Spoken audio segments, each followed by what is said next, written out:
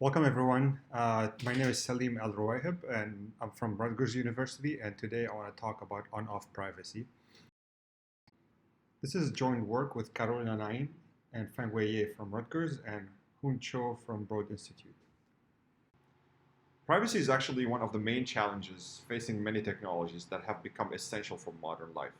More so now, given that many of us are stuck at home because of the pandemic and use many of these online services and tools for working from home.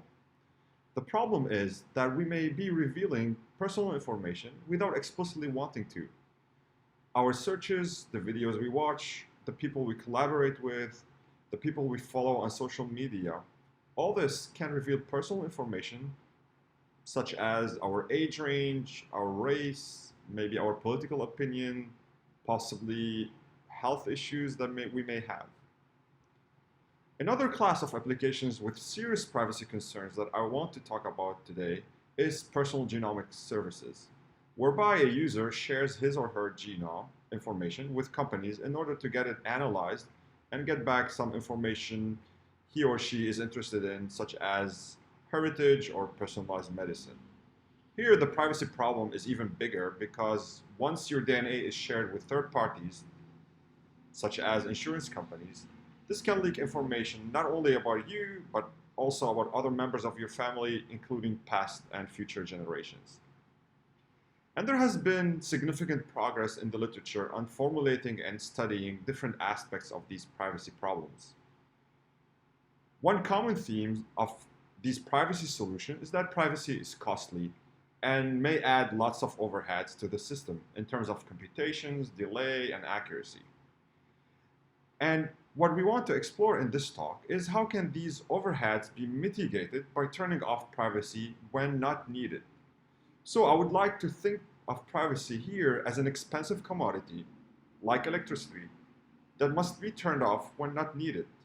And the overarching questions that I would like to ask and try to address and try to give some answers in this talk is how to design algorithms or privacy-preserving algorithms that actually enable turning on and off privacy whenever it's needed.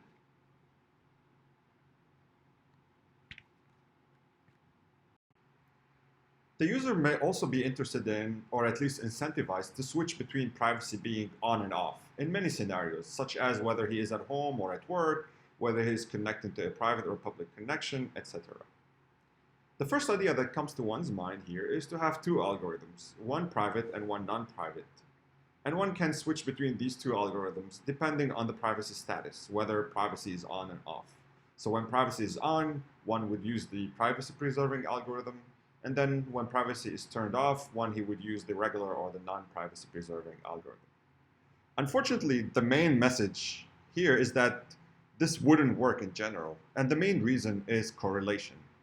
If one is not careful when privacy is off, one may leak information about things he or she wanted to keep private in the past and possibly in the future. And I will give concrete examples. Suppose, for example, you are a ride-sharing app driver. You want to have your privacy on when you are not working or taking a break maybe, and then turn privacy off when you are back to work. Of course, if you just reveal your location right when you turn privacy off, I would be able to narrow down your location a few seconds ago, since at least nowadays or so far, teleportation is still not possible. Another scenario that I will actually be focusing on in this talk, and will be kind of our running example, is an online user who is consuming media online. Suppose he is watching videos from possibly two YouTube channels from two different classes or categories. Here I have one channel is left-leaning politically, and the other is politically right-leaning. But this could be any two or multiple classes of channels. It could be sports versus music videos, or one channel in English and another in Spanish. And sometimes here, the user would like to hide the category of the channel he is viewing or watching, because this clearly can reveal lots of political information about the person or the user, whether it's politics or whether what languages he or she speaks, etc. Here also, the user has to be careful what to do when he turns privacy off, because typically uh, human behavior has inertia and what I call here stickiness, because we don't view media in an IID way. So if one is watching CNN, say, or a program in Spanish, most likely in the next minute, he's going to stick to the same program and he's still going to watch videos from CNN or videos in Spanish before switching. And hence, this creates correlation over time, which we're going to model later using a Markov chain. So this is why also the user has to be careful what to do when privacy is switched off, so he wouldn't reveal the category of videos that were of his interest when privacy was on.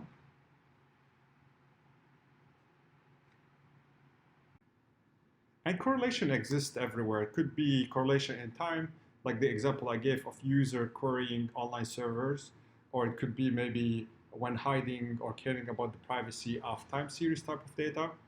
Correlation can exist in social networking type of scenarios where some users have their profile public, like the green ones here in the figure, and other users have their profile in red, meaning it is private. And now one has to be careful that even if you turn your profile to private, and many of your friends have their profile public, and say all of them or many of them go to Rutgers, so most probably you also go to Rutgers. And the third application that I want to focus on in this talk is the type of privacy that arises in genomic sequences or genomic type of data. So in many cases, certain positions in your genome are sensitive because they indicate or are highly correlated with some type of disease or personal trait that you want to hide.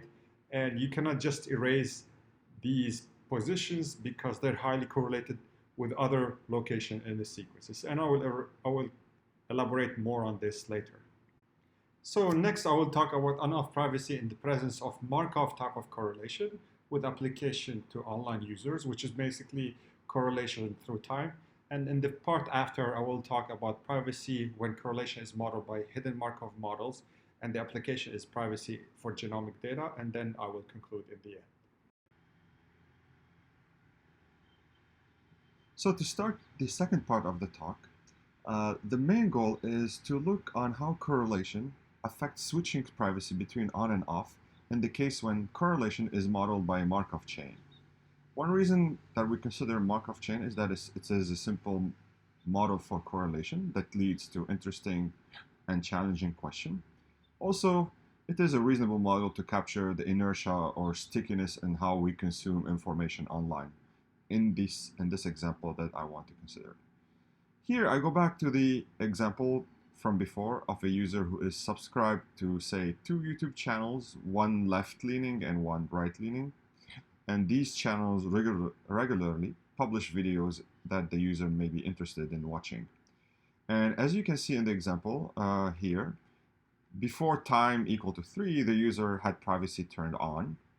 And after t equal to 4, privacy is turned off. And by privacy being on here, we mean that the user would like to hide which channel he is interested in during the time when privacy is on. The question if the user wants to switch, the question is that if the user wants to watch CNN at time equal to 4, he cannot just reveal his interest, because then the server could infer that most probably he was also watching CNN before at t equal to 3. Of course, how much information one can infer and for how long back in time depends here on the transition probability alpha and beta of the Markov chain. But I hope you get my point and you get the idea here. And like I said, you can generalize this to settings with many categories of source information sources, maybe news versus sports versus music, or maybe depending on languages, so it can be anything. And also this model can apply to other scenarios. Like I said, the area of privacy has been considered in the literature in many areas and under many formulation, whether it's differential privacy or private information retrieval or secure multi-party computation or information theoretical privacy. But maybe the closest work to us and is the problem of PIR, or information theoretic private information retrieval, which has been considered a lot in the CS literature and recently in the information theoretic literature. But maybe I would want to highlight how the problem here, what we are considering here is different. In PIR, you would want to hide which message you want to retrieve. Here, we don't care about hiding which message, but we want to hide which source, or think of it, we want to hide the class or the category of messages that you're retrieving or the user is retrieving. We may need multiple non-colluding servers. Here we have only a single server, and there you can think of there as privacy being always on. And here, like I said, privacy can be turned on and off. So let's formulate this problem in a mathematical way. We assume that there are two entities, the user and the server. The server has n information sources, which we represent by a capital letter A, B, C, and so on and so forth. And at each time, each source generates a new message, say, of length L bits. The user is interested in retrieving the latest message of one of these sources, and we denote by xt the user's interest. So x of t is one of these information sources. And to model the correlation in the user interest xt, we represent it by, we assume it is a Markov chain that is formed of n states. So the user at each time t has an interest xt, and he will send a query qt to the server, and the server will reply back by an answer which is yt. At each time t, the user decides whether privacy is on or off. And here we require an information theoretic privacy guarantee, meaning the query qt at time t should not reveal any information about the user interest xt at all times when privacy was on. And also, any scheme should satisfy the decodability constraint, meaning the user should be able to obtain the message he or she is interested in. Now, the way we measure how good is a scheme is by focusing on the download rate, which is at any time t. So the download rate rt is the size of the message, which we mentioned, it's L bits divided by the average number of downloaded bits. And here we're just focusing on the download rate because we're assuming download here, you're downloading movies or big files, it's gonna dominate the total communication rate.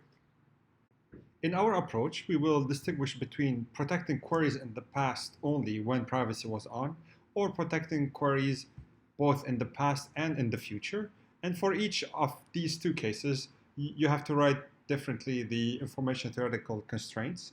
One important thing to distinguish here is that for the case when protecting only the past, one can focus on the canonical case where privacy was always on in the past for t less or equal than 0, and the privacy is turned off forever.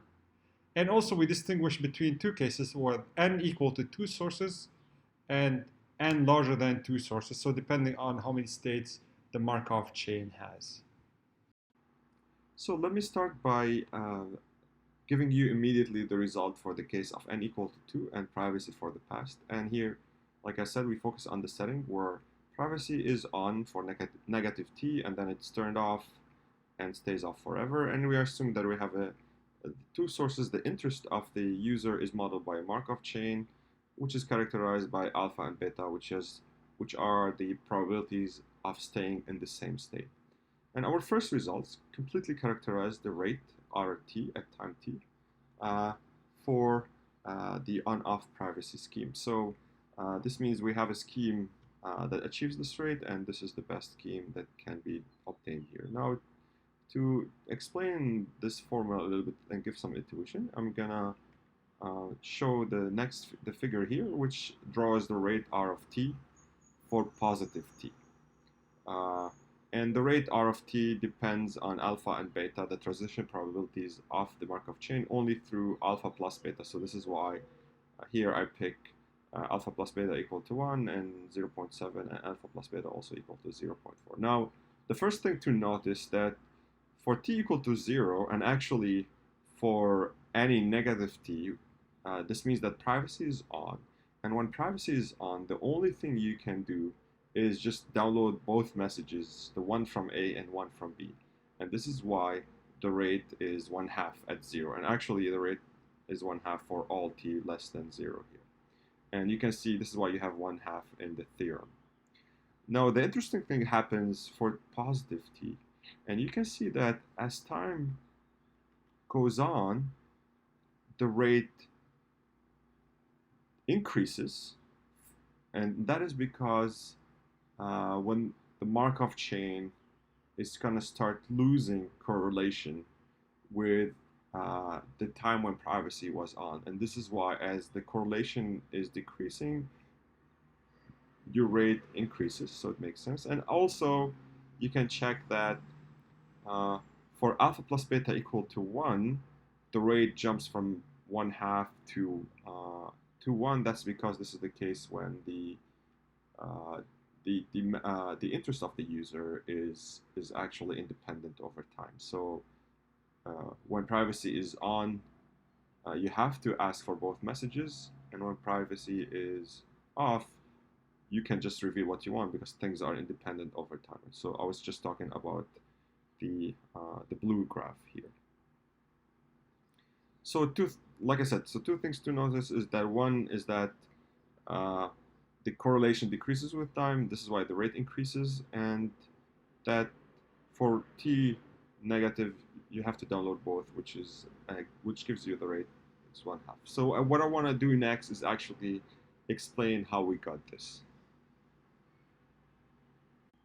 So we start by focusing on what to do at t equal to 1, meaning the first time when privacy was turned off. So what should I do at this time?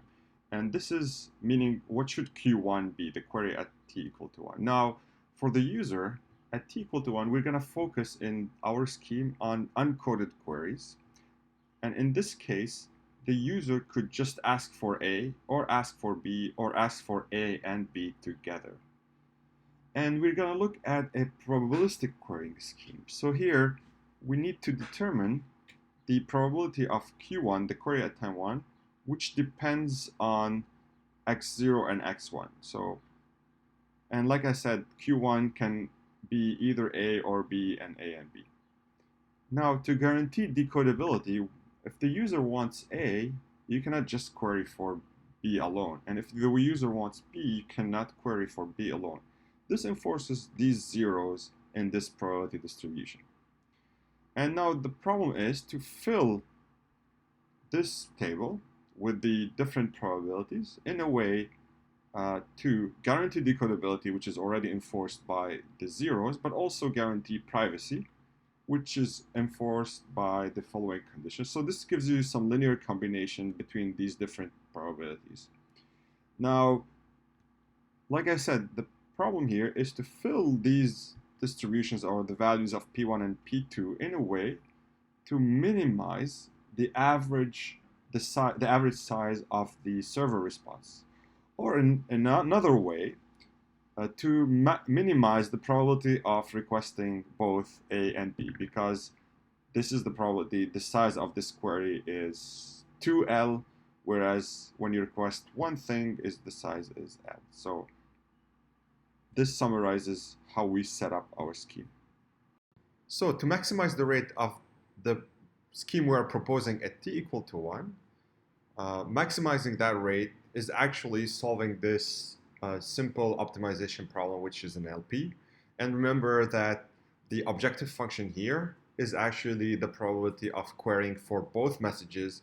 And this is the probability that we want to minimize because it will lead to minimizing the average size of the server response. So we want to do this minimization subject to these privacy constraints and the usual probability constraints. And if you look at the objective function here, you can see that minimizing it is actually can be done by maximizing the values of P3 and P4. So if we just focus first on maximizing P3, which is the first constraint. So this means that you have to pick P1 equal to 1 and P3 equal to 1 minus alpha by beta. And you do the same for P4 which is given by the second constraint, meaning setting P2 equal to 1 and P4 equal to alpha divided by 1 minus beta. So you get the following table. Now we have to be careful that for these things to be probabilities, this should be alpha plus beta should be less than 1. For the other case, alpha plus beta greater or equal than 1, you get a different constraints or a different scheme. So depending on the value of alpha, you will get these two schemes, but actually both these schemes, they give the same rate, which is 1 divided by 2 minus alpha minus beta, which is if you plug this formula, if you plug the formula given in theorem 1 with t equal to 1, it gives you the optimal rate. So this is what you should do to get the optimal rate at t equal to 1, meaning the first time right after you turn privacy off. Now the question is, what should we do for t greater or equal than 2? So one can think of just repeating the same querying scheme that we did for t equal to 1 at any time t. This is nice because it guarantees privacy and guarantees decodability. The problem is that the rate given by it is constant. And the reason is that it's not taking care or is not leveraging the fact that as time goes by, there is less and less correlation, which means that there is possibility for improving the rate. And the key observation that will allow us to leverage the decreasing correlation is the following. Suppose that at t minus 1, you did not query A and B together, but you revealed your query in the clear, meaning with a certain probability, you ended up picking A or B individually, but not AB. And then in this case, you just revealed your query, so no need to hide your query after that. So this gives us the following scheme, which is the following.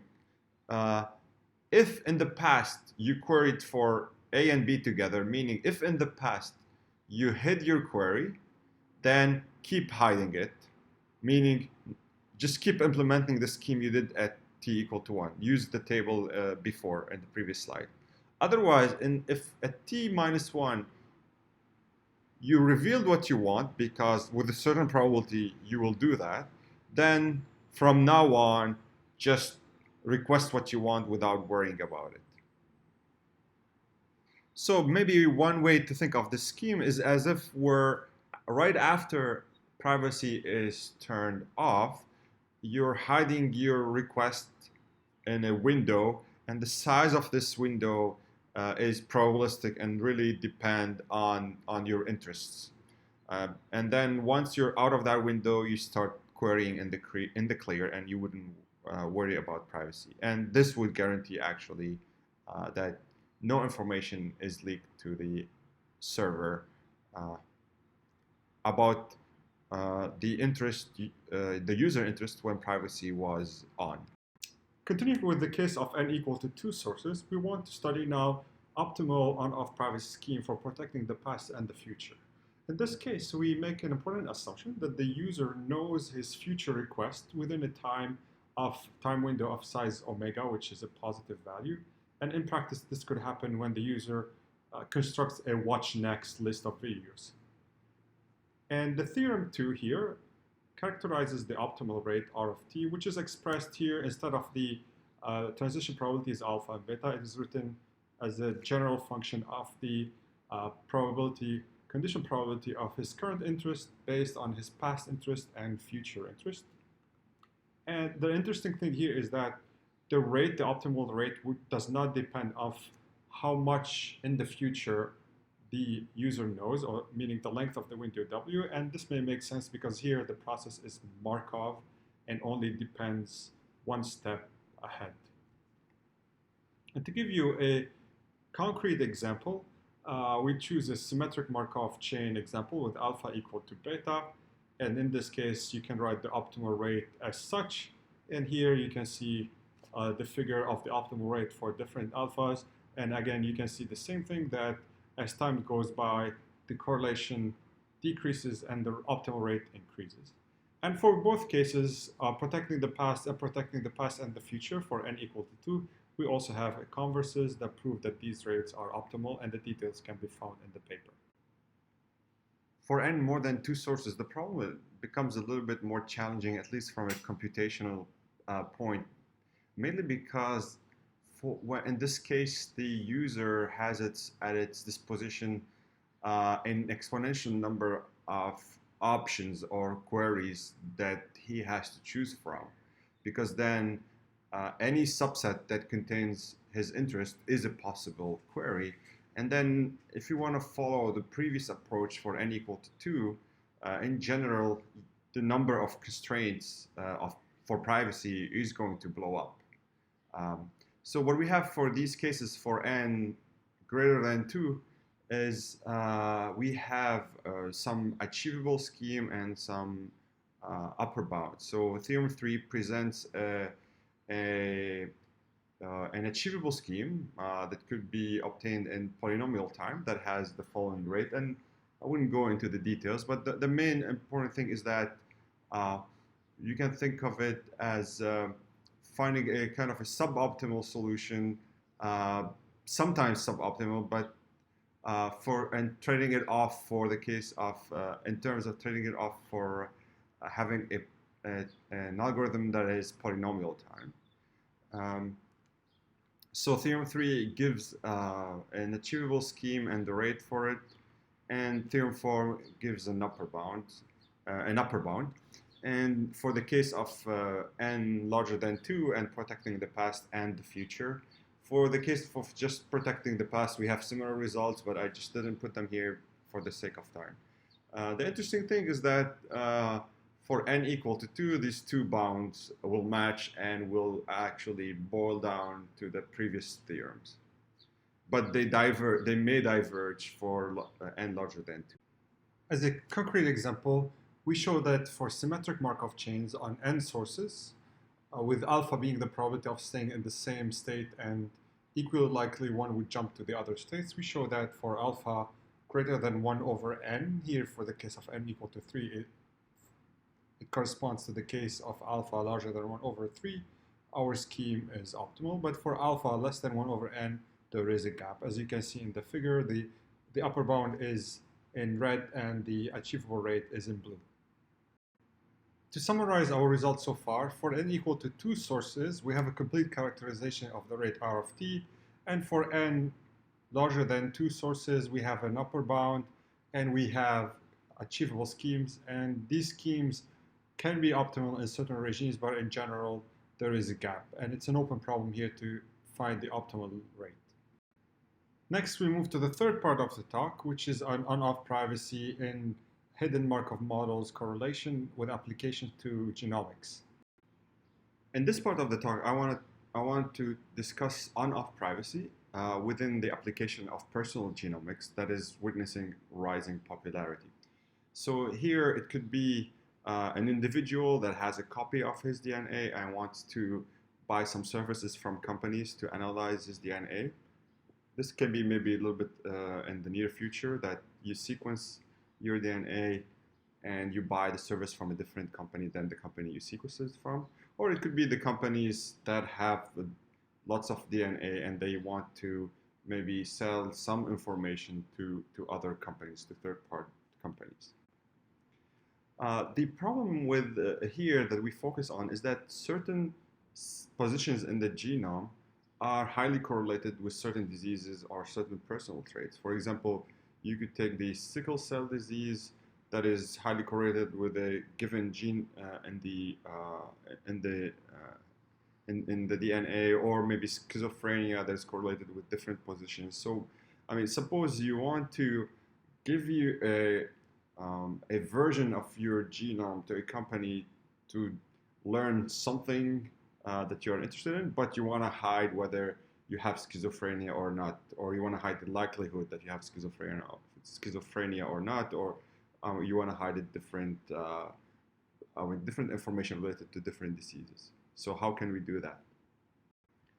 So the setting we are considering here is that you have your genome, which is a sequence of ACGT, and you have certain that you want to share, but there are some certain sensitive position in the genome that you want to hide because they're related to other information that you don't want to reveal. So here I want to hide just this one, let's say one position, which is the red position. Now, a straightforward solution would be to hide that position or erase it uh, before you share your genome. The problem with this is that there is high correlation in the genome. So if you think of this location, you had privacy on, but in the other locations, privacy is off, and due to correlation, you can still infer information about, or at least, or actually, you can guess the hidden information. And this is studied in the genomics literature, and it's called imputation. And if you want to test it, there is an online application that you can use to test it. It's called the Michigan Imputation Server.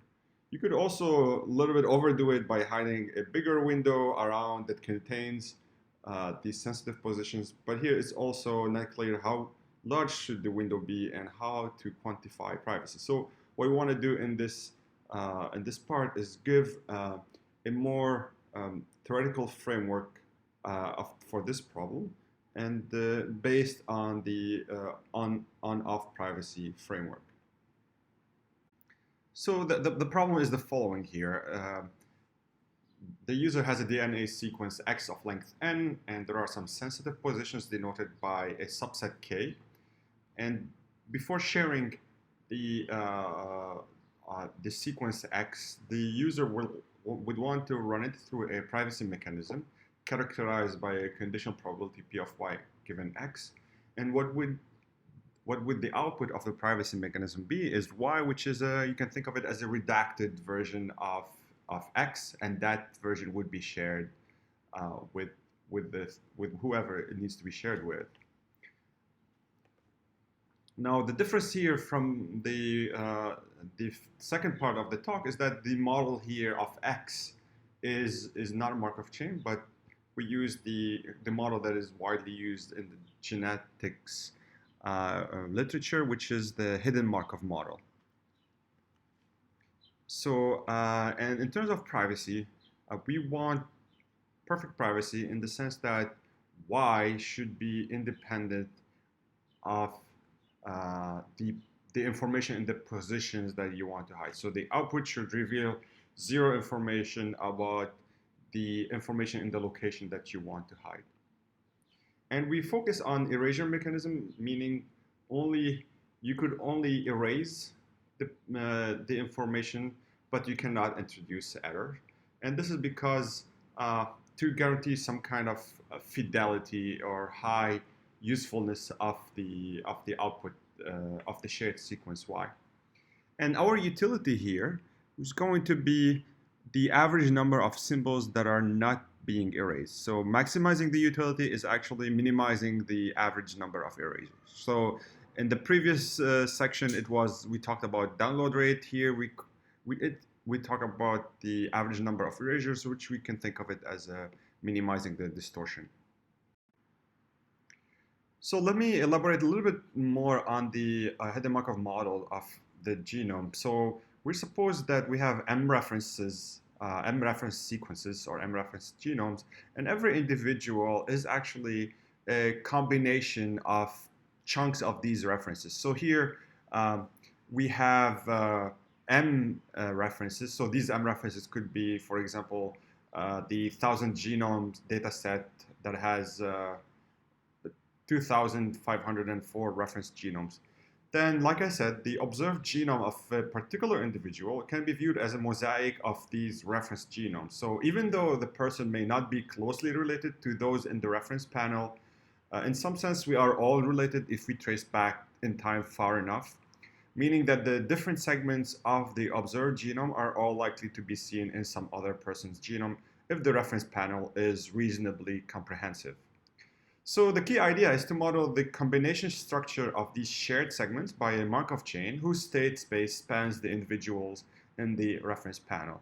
So in the illustration here, you can see that the first segment of a user's genome is shared with individual 2, and the second to the fourth segments are shared with individual 1. Now, one thing also to notice is that these different chunks that are shared, that are taken from the references, will go some noise, which is in the form of some mutations. So in the end, the observed genome is chunks or puzzle of parts of the different individuals that went through some noisy channel, and this would be a model for one.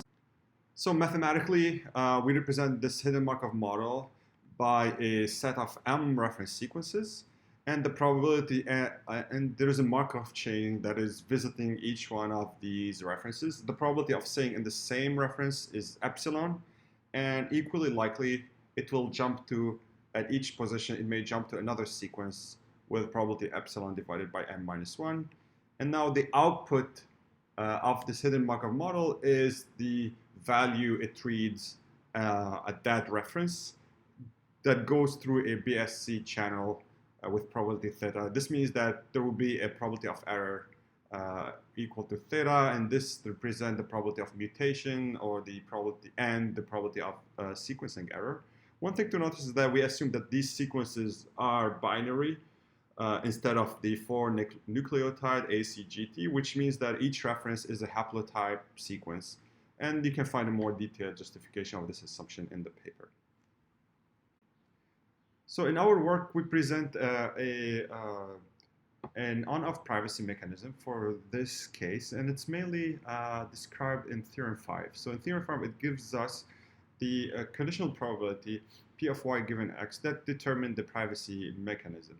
And in equation 1, you can see that equation 1 tells you the probability of erasure at a position I, and you can see that it depends on the value of the sequence at I, so it depends on xi, it depends on xk, meaning the values at the positions you want to hide, the sensitive values, and also it depends on your actions so far, meaning on y1 to yi minus 1. So, but if you do it based on equation 1, you will get a private scheme.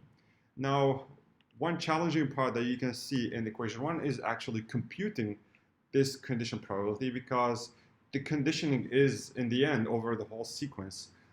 And this could be challenging if you want to do it the brute force way, because then this will lead to, if you want to marginalize over the whole sequence, this will lead to exponential complexity algorithm.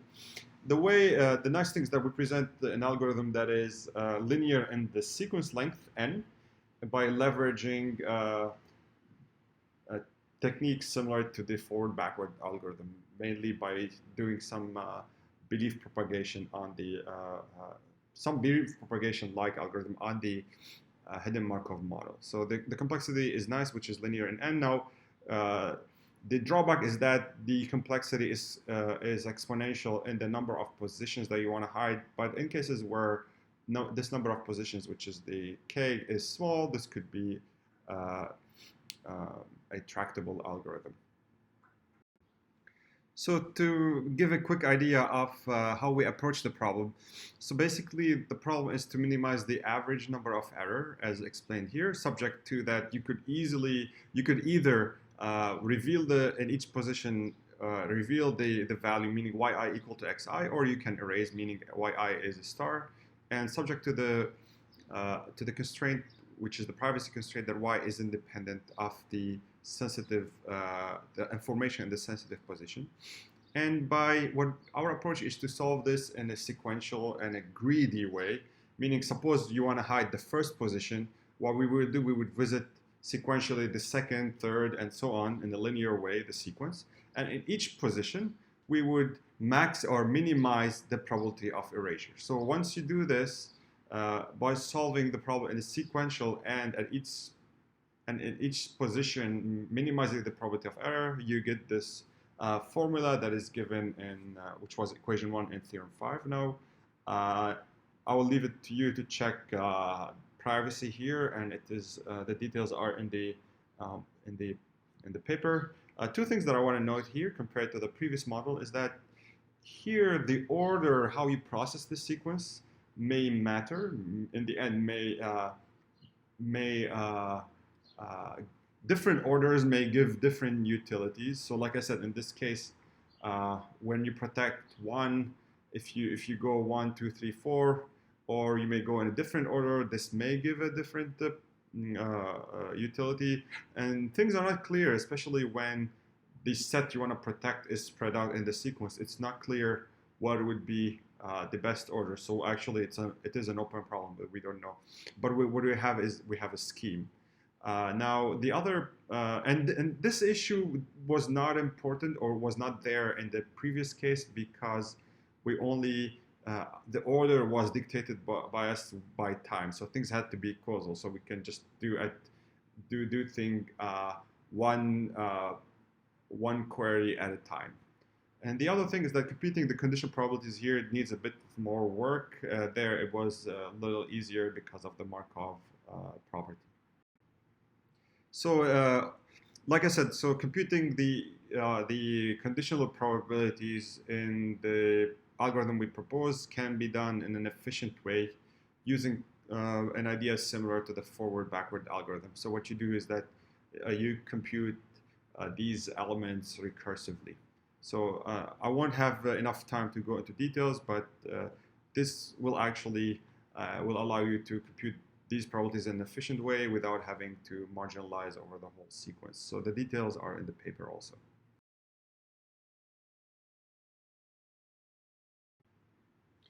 So to conclude this section, I will talk about some numerical results. So we have here a graph where we simulated our privacy mechanism with m equal to 10 references and the length n equal to 100. And we wanted to hide the first position, and we used the natural order, meaning 1 to up to n, and theta equal to 0.01. And what we have here is the utility on the y-axis, meaning the average number of errors, versus the transition probability epsilon. So the red curve denote the utility in our scheme, and the blue curve is an upper bound that we have in the paper. And one thing to notice here is that our scheme tend to approach the upper bound when epsilon is large. Now, there is a gap for small epsilon, but we don't know whether this gap is due to the bound being loose or not. So this is an open problem. Now, to conclude, we introduced the problem of on-off privacy as a way to mitigate the overhead of privacy. And the motivation was to think of privacy as an expensive commodity that can incur high overheads on the system, and to realize that in many cases the user would be okay of turning privacy on for a certain time. We consider two types of correlation. One is a correlation represented by a Markov chain and focused on the download rate and solve the problem for a Markov chain of two states, and the problem of finding the optimal rate for a Markov chain with m state remains open in general. Some open problems are regarding general correlation, which is non-Markov chain, and cases where there is correlation between the messages and the type of privacy. And also, we also only focus here on a single server. One can ask the question of how can one leverage the presence of multiple non-colluding servers here. The second part of the talk, we focused on-off privacy in the case of a hidden Markov model correlation, and we were motivated by genomic applications. And some open problems there are a better understanding of theoretical limits in terms of optimal scheme there. And like I mentioned also, what we presented is a greedy algorithm, and we don't know if greedy algorithms are optimal, and we don't also know which order of processing the sequence leads to better utilities. And in general, even correlation in other settings like in networks and social networks, this is also an interesting problem that we would like to consider. In the end, thank you for listening to the talk, and feel free to email me if you have any questions.